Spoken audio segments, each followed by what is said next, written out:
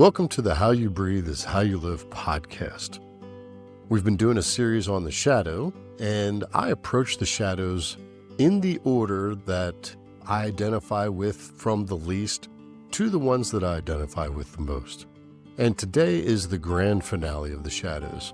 It is the shadow of the hyperachiever.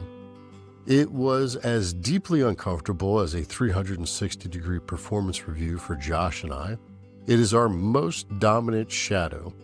I cut over an hour from the episode that was Josh and I vamping with stories about the glory of hyperachievement to Riley. Nobody has time for that, and you're welcome. So how do you know if this episode in Shadow is for you? You just hit a massive life milestone, but instead of celebrating, you treated it like a receipt from Chick-fil-A that you glanced at it for half a second before tossing it onto the floorboard of your car and kept driving. Or you think you have high standards, but really your mood is being held hostage by your last KPI. If you felt seen and are attacked by that last description, this episode is for you. The Shadow of the Hyperachiever. And today I'm joined by Josh and Riley.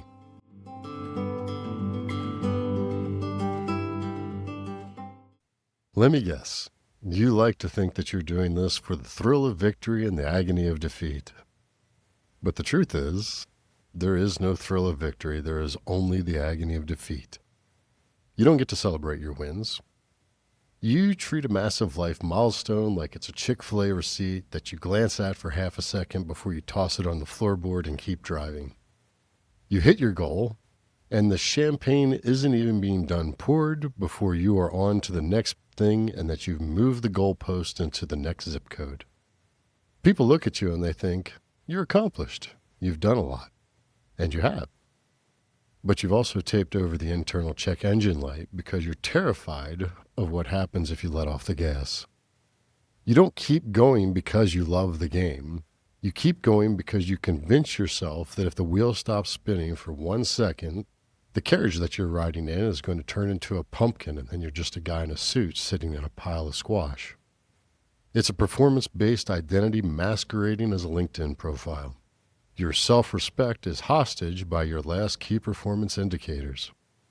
If the numbers are up, you're allowed to eat and celebrate. If they're flat, you're a waste of carbon. You calibrate every room you walk into. You'll be whoever they need you to be to get that wow factor. You've got the public image of a Greek god, but the interior life of a Victorian ghost haunting its own mansion. It's kind of funny. You're running on a cocktail of cold brew and existential dread that you might actually be unremarkable. You aren't goal-oriented. You're just allergic to being alone with your own thoughts. Did any part of that description hit home for either of you? You're up, Riley. I mean, a little bit. When I was younger, I remember overscheduling myself and stuff.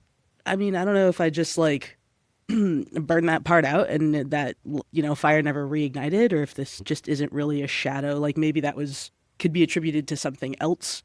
But I definitely identify with some of what you said. Yeah, for sure. Particularly the overscheduling and the when you have completed a task, the immediate question is, okay, what's the next task? Yeah, certainly the moving of goalposts has happened a few times. Yesterday? Yeah.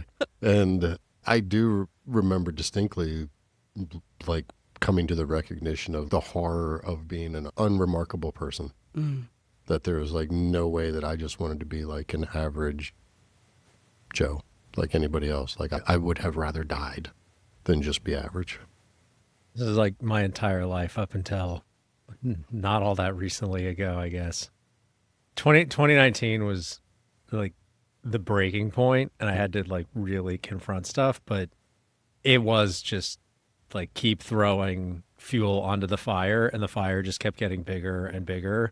It's well, as long as I can keep throwing fuel on it, then this should work out. And then it didn't. Very ugly. It was very ugly the way it did not work out. Yes. And I vividly remember sitting in my apartment alone. It's my marriage was clearly over, and I was oh, I should probably do something self-destructive, drunk or do a bunch of drugs. And I was I don't even want any of that. I just want attention for being remarkable. and I couldn't get it. And I was like, this sucks. I don't know what to do now, because the usual paths of self-destructive behavior are not even appealing options. It was just pure, this train has run out of track, and there was nowhere else for it to go. Yeah, I had a fight where I intentionally dislocated my elbow so I could win. 53-year-old Jake looks at that guy and goes, "What the hell's wrong with you, man?" That's the cost of doing business. So have you ever had a win that felt like nothing 5 minutes later? I've had friends who are Olympic athletes who have won Olympic medals and then clearly woke up the next day after their winning their Olympic medal and went, crap, I'm still the same person with the same foibles, the same flaws, the same anxieties and stresses that I had before I won this medal.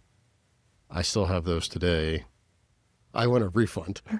Yeah, I think there have been studies on rates of depression in professionals, and I think one of the highest ones is right after people get tenure as professors, because there's in academia, I can't remember who coined it, but there's a term, the like fragile perfectionism of like academic achievement, which is if you're good at school, and so if you're one of these kids that's smart and conscientious and good at sitting still and getting good grades and being achieving in this academic system, it's likely that you just keep moving on. You go from high school to college to grad school to then you become a professor to associate professor, and then you get tenure, and that's supposed to be the final, like, you did it. Now you are free to think freely and pursue what you want. And turns out a lot of people didn't think that hard about what was going to be at the end of that road. And then you get the thing that you're supposed to get.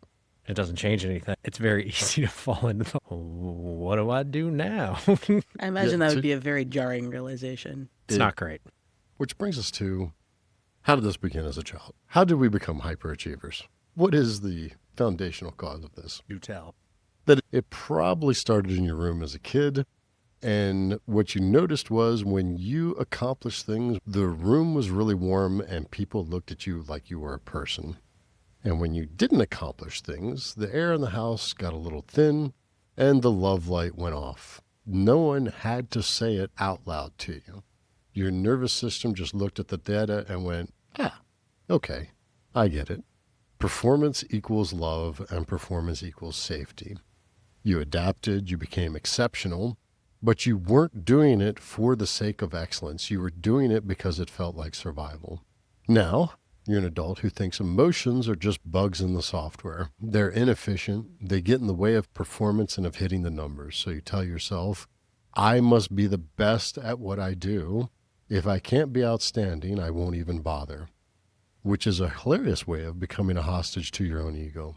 You convinced yourself that you're a god because you can be anything that you want to be, but you're only worthy as long as people are clapping. And if the clapping stops, you're just a ghost in an expensive suit wandering through a mansion you built on the version of yourself that doesn't even really exist. Did you have a moment where you realized your self-worth was tied to a report card or achievement?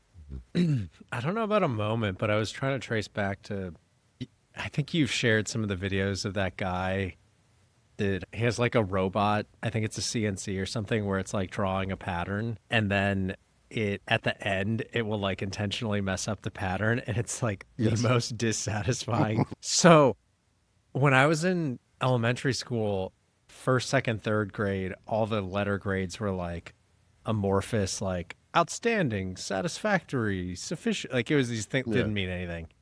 And then fourth grade, it was, all right, now we're doing real A, B, C, D, F letter grades. And if you got all A's, you got this like stupid little star that would go on a ribbon, and you got a ribbon for each year and a star for each quarter. And when you finished sixth grade, walked across the stage and got your like congratulations. And I think it was just a pure, I want all 12 of those stars. And like whenever I got anywhere close to not getting an A, the anxiety and discomfort that came over me of like, oh, it's not perfect was real. But then when it did come back, oh, I got all A's, the collective exhale of the adults in the room was like the reinforcement loop. Oh yeah, that feeling that you have is correct. that is how you should feel. And so it was like, I think it actually started as like a weird OCD pattern. And now looking back, I'm like, that's so stupid. Like, why? It is a weird thing of the human psyche that we will, as Greg Glassman said, we will die for points. Absolutely. That if you give a game a score, all of a sudden we have to win that score. Mine really started with athletics, with my dad wanting me to be good at that. And then I often joke that I was pretty good at math, but I wasn't like exceptional at math until somebody put a dollar sign in front of it. And then I got real mathy all of a sudden. So it was probably 15 or 16 before I really I can do math. Yeah. If this is going to make us money, yeah, I can figure this. So that's kind of what did it for me. I had a not dissimilar experience, mostly just because my parents had the Midwest, we do because we can. And anytime there was a friend or someone who had a pile of rocks that need spread in a yard, or like a heavy piece of furniture moved, they're like, oh, we got a 16-year-old son who's strong. He'll do it. I'm like, do I not have agency in this? They're like, no, we feed you. Yeah. Go move that couch. And that's... You were saying that repetition of achievement came with the chicken or the egg. You had this little OCD tendency where you want all of those stars. Like, you don't want any gaps. I guess I never considered that, because mine was kind of the opposite direction. That repetition of success and getting good grades and things like that was always to not rock the boat. If I could just maintain the status quo, that led to safety. I think it's interesting we ended up in the same space, but as with you and I a lot, the same space from a very different journey. I don't know how much I can put on the adults in my life. As Jake pointed out, I was born with a big motor, and I also think a big personality. I think the adults, especially my mom, were probably more so reacting to me reacting.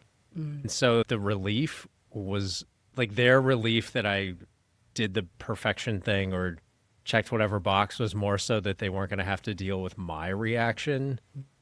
I think that more of it was just I didn't want to deal with the chaos that ensued. When I look at me playing sports and doing competitive weightlifting and higher level academics, I was always way harder on myself and way more intense about things. The thrill of victory, the agony of defeat. There was no thrill of victory. I just expected to win. There was never a moment where I celebrated. I know how this has felt for me. I'm curious what the experience of it has been like for you. Like, what does that feel like? It's easy to say there's no thrill of victory, but it's a sense of relief. That's exactly how it feels. It is. Like the bar is set, and it's like it's either meet expectation or failure. Correct. I will say I've felt a sense of relief to the point that I've felt like crying. Because you just felt so much pressure. It hit me with weightlifting first, and then it came back with doing high level math. Is that complex things that you can make look very elegant and very effortless with practice, that turned into psychological warfare for me. I could move weights and make it look like I was just brushing my teeth and not caring. Mm-hmm. And seeing somebody give up mentally before even putting their hands on a barbell was the most elusive drug I can imagine. For me, it had less to do with my competitors, because I don't have a very strong perfectionist streak in me. Good enough is good enough. When you hit a golf ball, tennis ball, a pool ball, there's a moment where you make contact that as soon as you make contact, it's perfect. And I care about that internal feeling of resonance, of perfection, of having everything aligned, more than I care about anything else in life. That moment of perfection is what I live for. I loved practicing. It was in that repetition that you find those moments of perfection. If I was in the room by myself, that was a moment of glory for me. I think you and I both innately know the cost of staying unintegrated, but I have a spreadsheet detailing it. When people talk about burnout, it's like you ran out of energy, that you got tired, like you just need a nap and a green juice. Burnout isn't the problem. Burnout is the smoke coming off the engine while you're redlining it into a brick wall. You've convinced yourself that the next milestone is the one where you'll finally sit down and relax. It isn't, because the goal was never the goal. The striving is how you regulate your panic. You don't know how to exist without a target, because if you aren't aiming at something, you have to look at yourself. This is the arrival fallacy. I'll be happy when. If you stop producing, who are you? If your soul is made of output, then rest doesn't feel like a break. Rest feels like death. You're there at dinner and you're there on vacation, but you aren't really there. Everything that has been filtered through a lens of, is this strategic? Is this efficient? Is this useful? Am I creating something? You've turned intimacy into a checklist. People don't feel you. They feel your performance. They're hugging the statue of a winner and wondering why it feels so cold. You can be winning every single day and still feel like something is missing, because you're starving for something that can't be earned. You're trying to buy worth with success, which is like trying to fix a broken heart with a spreadsheet. You're just terrified that if you let somebody get close, they'll see the cracks in the paint. They'll see that the perfect image is just a cardboard cutout holding up a closed for maintenance sign. You tell yourself life is about results. Have you ever ruined a vacation by trying to make it efficient or productive? Or we can't pull over to pee because I just got past all this traffic and we were making great time, so I can't pull over for a break now? No, and when I find those people, I never travel with them again. Ever. We will not be traveling to... Jake and I will not be traveling with you then. I do have... Vacation is not for keeping time. So let's talk about the integrated gift of the hyperachiever. I'm not suggesting that you stop achieving. That would be a tragedy. I'm not trying to turn a Ferrari into a lawnmower.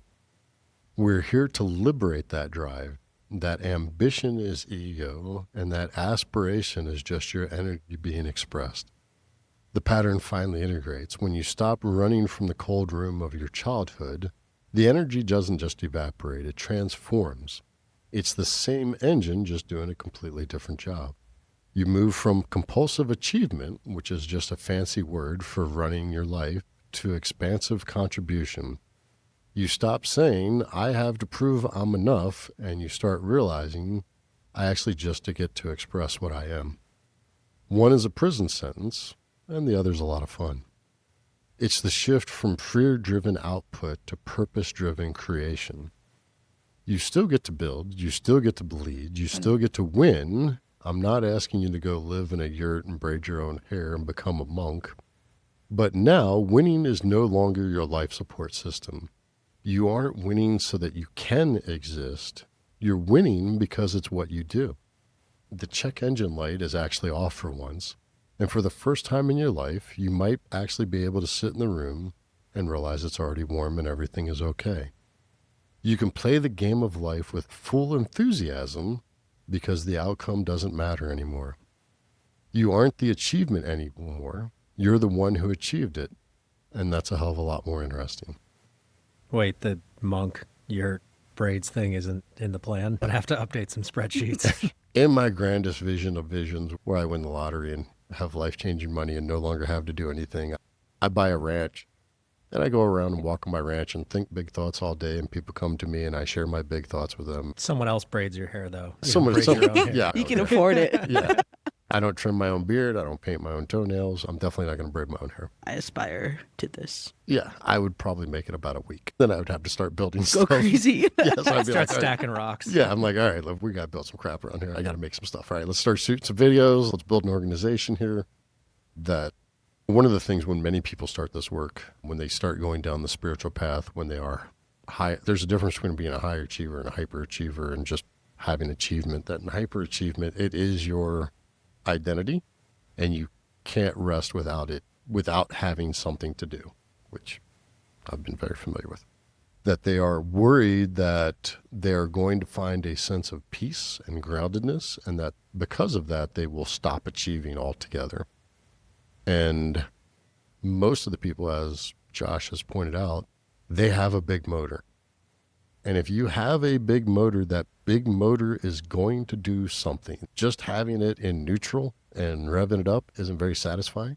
That if you have that big motor, it has to be attached to something. There has to be something that it's driving, that it's working on, that it's doing.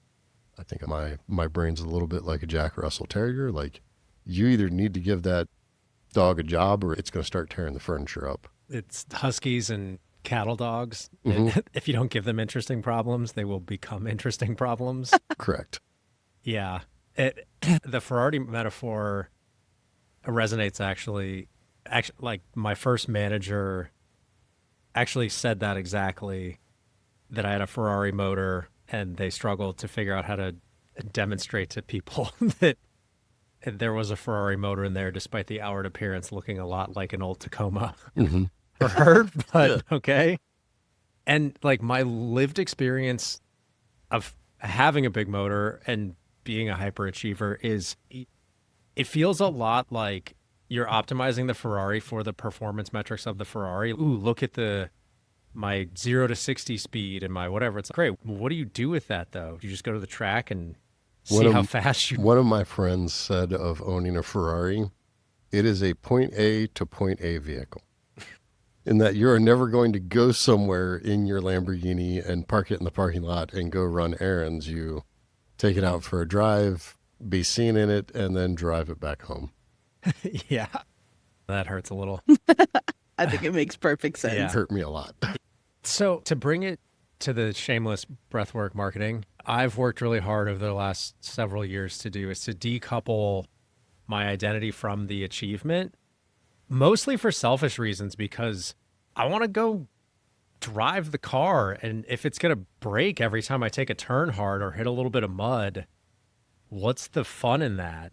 I don't need to lift a certain weight in the gym to feel the relief. I can still hit that number. Can I do a heavy snatch and have it feel like hitting the sweet spot of a bat or hitting a golf ball really well? I can make it feel a certain way, like it's effortful but effortless. The weight doesn't really matter. It's just my experience of it. And it's similar with the woodworking stuff or writing code, building hobby projects. The life is lived in the present. And by removing my identity from the metrics that are completely arbitrary, and breathwork where it's like safe to feel those things and I'm not going anywhere and there's nothing to achieve because what am I going to win in breathwork or what's the KPI? Like, you very intentionally removed any... We've both had this experience when playing poker, that if you don't care, the game goes much better. You just pay it for the joy of playing. You actually play quite well. And I think that was one of the big aha moments for me in my life, is that if I've had enough for the day, I can stop, which was a very difficult thing for me to do. It is not challenging for me to work 14 to 16 hours a day. Like, that's just how my motor runs. Now, when I get to the point where I'm tired, I'm like, I'm tired. I'm going home. I'm done for today. The painfully thick irony that, like, it took me probably 5 years from making the decision that I'm going to work out not in this hyperachievement mode. And then another 5 years of, oh, I don't need to do that. 6 months ago, I did a snatch that I was like, never expected to do that again. Wonder what this would have been like had I done this 10 years ago. Through breathwork, I catch myself setting arbitrary goals unconsciously. I wonder if I could do that. I start working through the planning to the thing and then I catch it. That is just going to make me miserable. Mm-hmm. I should definitely do that. This is the part where we stop analyzing, because you didn't build this pattern with your thoughts. You build it with your nervous system. So we're going to update it the same way.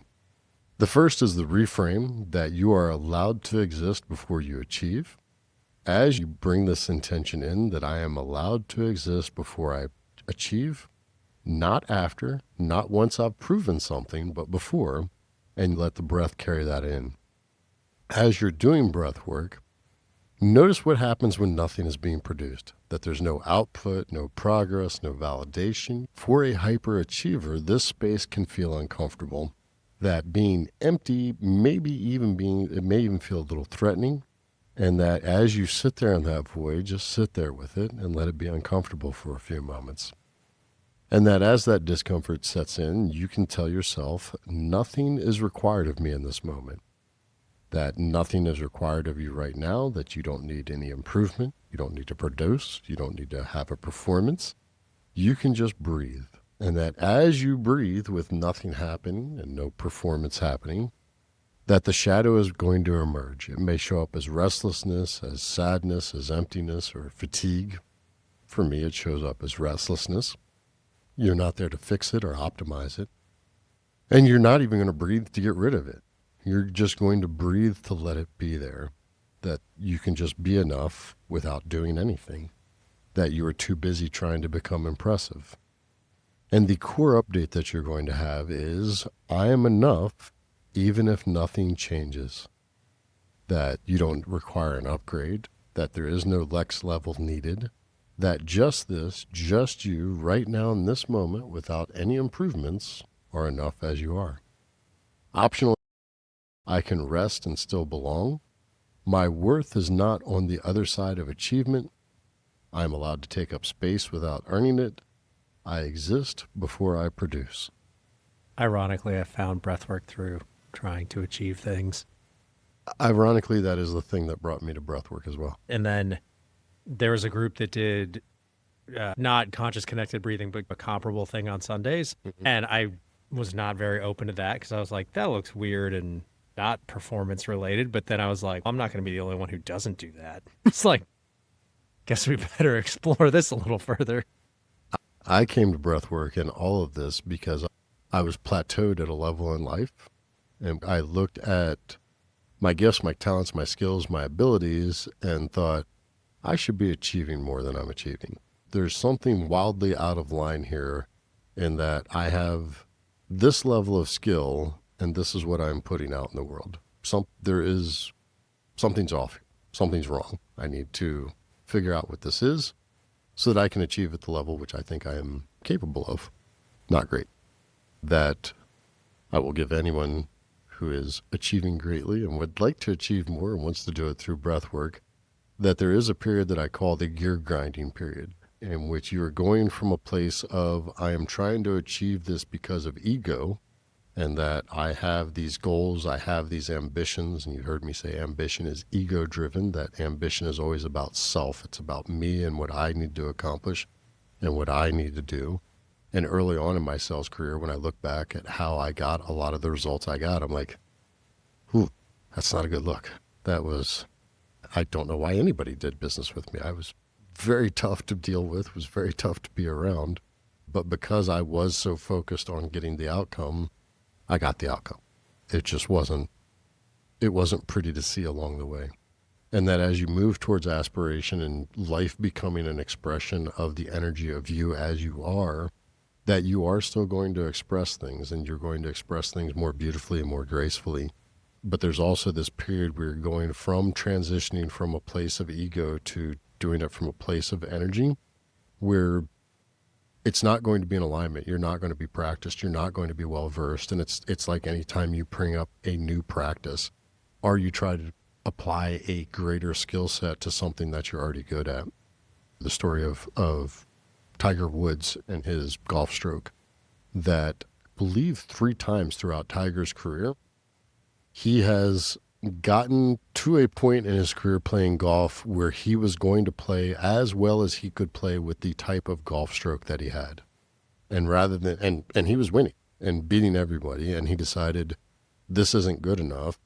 There is more left to the game, that I can play this game with more skill than I'm playing right now, but not with the type of golf stroke that I have. And then he would spend 18 months learning to swing the golf club a new way. And during that 18 months, he played poorly, he would lose games, and he didn't come out and go, hey guys, I'm retooling my stroke, give me a little space. It's a rebuilding year. And many times while doing breath work, while transitioning from a place of ego to a place of energy achievement, there can be a period of about 9 months. It was 6 to 9 months where I was making that transition, that life was pretty rough all the way around, that I had not fully given up the ego, hadn't fully embraced energy and a more skillful way to do it. And it was just ugly all the way through. How did you recognize the change? The change in When was there something noticeably different in your day to day when that switch from ego to energy finally hit? I consciously knew that I was giving up ego. Like I had made the decision that like being self-centered and doing everything for the sake of yourself is not a path to happiness, is not going to get you where you want to go in life. Sure. That I consciously made the decision that I wasn't doing this from a place of ego, that I didn't like the look. Also, when you come to that point, you begin to look around and see it in other people, and you realize like, oh, you see somebody doing the move that you normally do, and you go, oh, Yeah. that doesn't look good Yeah. at all. Yeah. Oh, I need to call up some people and give them some apologies and make some amends. That was not good. And I think that was those moments of where you have that moment of recognition of there's a better way to do this. You see somebody doing it the way that you used to do it because you're friends and Right. that's how you're doing things together. And then you go, oh, I don't want to be like that anymore. My favorite part of those transitions is when, for lack of a better term, there is like a triggering situation and you just handle it differently without really thinking about it. And then looking back on those moments and going, hey, something took. And I think that's what you benefit from the integration is you can run experiments and be dispassionate about the outcome. Or to prove I'm right. Or that. Yes. Integration not yet complete, but we're getting there. Well, that is one of those things that I've given up is the need to prove I'm right. That was, when you grow up naturally smart, naturally gifted in that area that you're used to being righter than everybody else, that's kind of what you hang your identity on eventually. Yeah. What is the most skillful path for us to get from here to there? Yeah. And actually, you have a really nice thing that you say about breathwork, I think, in the preamble. There's no right, there's no wrong. Yeah, there's no right, there's no wrong, but there is more or less skillful. And you don't give much beyond that, I think, very intentionally, because it's up to you to recognize what skillful is. And if what is it, Goodhart's law? That's like as soon as you start to measure something, it ceases to become a good metric. So I think that, that's Initially, I didn't say much about that because we had a lot of people who would come in and do breath work and they want to be really sure that they're doing it right. And hold my breath really long. I want to do it exactly like where am I supposed to breathe into for how long and exactly, and they want the exact metrics and I won't tell them. And that's why I'd say there is no right way to do breath work. There's no wrong way to do breath work. There's only more skillful and less skillful. And for the longest time, I just applied that to breath work. And I remember one day I was dealing with somebody in my life who was very troublesome and very difficult, and I was very annoyed and put out by it and realized, oh, this person isn't wrong. They're just less skillful when it comes to dealing with me. And that's the practice of breathwork for the hyperachiever. During this practice, you may experience some restlessness, some emotions, a strange, unfamiliar quiet. It's not a side effect. That's the point. What this session does is it creates an opening of space within you. And what you do in the days after your breath work helps you keep that space open and to develop and grow. So here's your work for the week after breath work. These are your weekly integration practices. Your only job this week is catch the moment when you try to earn your worth and do something different. You don't have to try and do it all day, every day. Just try it out once a day. We're not looking for a 180-degree turnaround, just a 15-degree shift. Choose 1 hour this week, and during that hour, no output, no optimization, no multitasking. You're not allowed to work. You can walk, sit, listen to music, find an old album, and just listen to it for an hour without doing anything. Or do something meaningless, and watch what happens. Notice the urge to justify it, the discomfort of wasting time. Practice 2. The micropause. Once a day before starting a task, stop, take one breath, and ask, if I didn't need to prove anything right now, would I still choose this? Don't overthink it, just notice how it feels. This is how you begin separating compulsion from choice. Practice 3. Let something be good enough. Pick one thing this week and intentionally do it to an 80% level and then stop. No polishing, no optimizing, no going back and tidying it up, and feel what comes up. The tension, the urge to fix it, the fear of how it'll be perceived. That's about your identity, not about the task itself. Practice 4. Receive without earning. When someone gives you a compliment or they're nice to you or they offer support, don't deflect it or minimize or try to earn it back from them. Just say thank you and let it land. This is one of the fastest ways to expose the pattern. Practice number 5, the honest check-in. At the end of the day, ask yourself, where did I perform today? Instead of just being. No judgment. You're just going to be aware, because what you can see, then you can start to change. And that's a big part of what awareness is about, is seeing what is there. As we bring this podcast to a close, there's a moment when the person who has built their entire life on winning quietly realizes it's not working. Not because they failed, but because they succeeded. And it still didn't give them what they thought it would. You were told this was the path. Work harder, be better, become someone, be noteworthy. And if you did it right, you'd finally feel at peace. But somewhere along the way, the path turned into something else. Not a life, but a system. A kind of endless performance loop where the milestones keep coming, but the meaning, the peace, the fulfillment, it never arrives. It becomes a closed loop of effort, a place where you can run forever and never arrive. So you keep going, not because you love it, but because stopping feels unsafe or dangerous. And there's a question that you've been avoiding. Who am I if nothing is being achieved right now? The answer to that isn't an intellectual answer. The answer to that is how you begin to live your life. Hyperachievement is seductive. It looks like ambition or excellence or achievement, but it's often a little quieter and much more painful. It's the belief that your existence needs to be justified, that somewhere, someone, something is watching and waiting for proof. Proof that you deserve to be here, so you build and you produce. You gather titles and wealth and recognition like evidence in a case that you were never meant to prove. And over time, your life becomes a kind of performance religion, where your output is your prayer, your milestones are your rituals, and your anxiety is the quiet fear that none of it is enough. The part most people don't see, the system you've been living inside of, it doesn't have an end. It was never designed to complete you, only to keep you moving.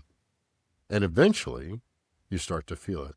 The cracks, the exhaustion, the subtle, persistent sense that you've been building something that doesn't actually support you, like a rope made of sand. It looks real, and it feels real, but the moment you try to rest your weight on it, it slips through your hands. And then comes the realization, this one can change everything, is that the cage was never locked. You were the one maintaining it, optimizing, perfecting, managing your own soul into a life of constant toil and trouble. You were never meant to earn your way into existence. You were never meant to prove your worth through output. Your life isn't a project to be managed, because there's something far deeper inside of you, more quiet, more stable.